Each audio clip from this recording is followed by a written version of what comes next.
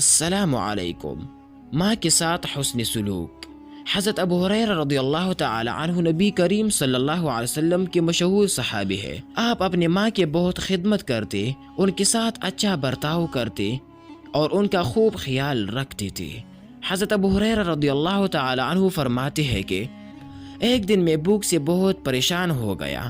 گھر میں کھانے کے لیے کچھ نہیں تھا کہ اسے کھا کر اپنی بھوک مٹا لیتا، اس لیے میں گھر سے نکل کر مسجد کی طرف چلا گیا۔ وہاں کچھ صحابہ کرام رضی اللہ تعالی عنہم سے ملاقات ہو گئی۔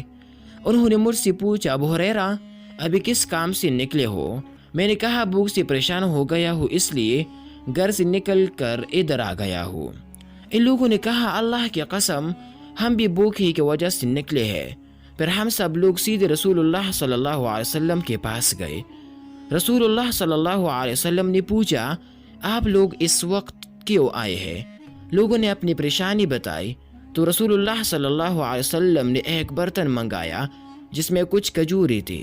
رسول اللہ صلی اللہ علیہ وسلم نے ہم میں سے ہر ایک کو دو کھجوریں دی اور فرمایا، یہ 2 کھجوریں کھاؤ اور پانی پی لو، یہی کھجور اور پانی پورے دن کے لیے کافی ہے، اور انہی 2 کھجوروں اور پانی سے تمہارا کام چل جائے گا انشاءاللہ۔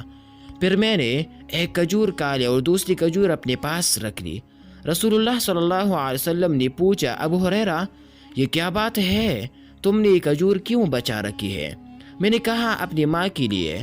رسول اللہ صلی اللہ علیہ وسلم نے فرمایا، یہ کھاؤ، ہم تم کو ان کے لیے 2 کھجوریں الگ سے دیں گے۔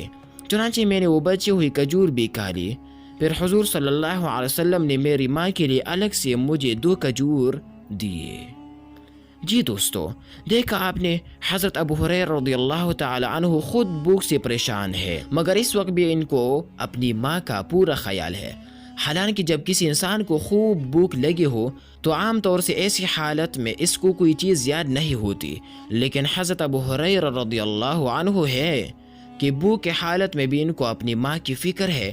اس لیے ہمیں بھی چاہیے کہ ہم اپنی ماں باپ کا پورا خیال رکھیں، ان کی خوب خدمت کریں اور انہیں کبھی ناراض نہ ہونے دیں اور ان کی ہر ضرورت پوری کرنے کی کوشش کریں۔